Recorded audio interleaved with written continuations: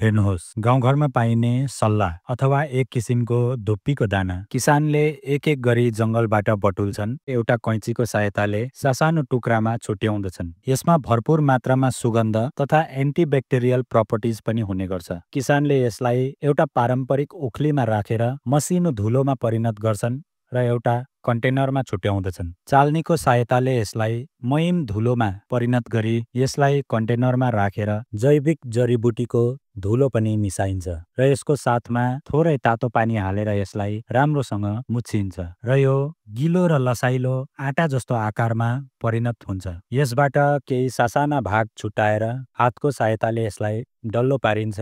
जब यसले सिलिन्ड्रिकल आकार लिन्छ तब एउटा सिन्काको सहायताले यसको पछिल्लो भागमा सानो टोड्का राखिन्छ।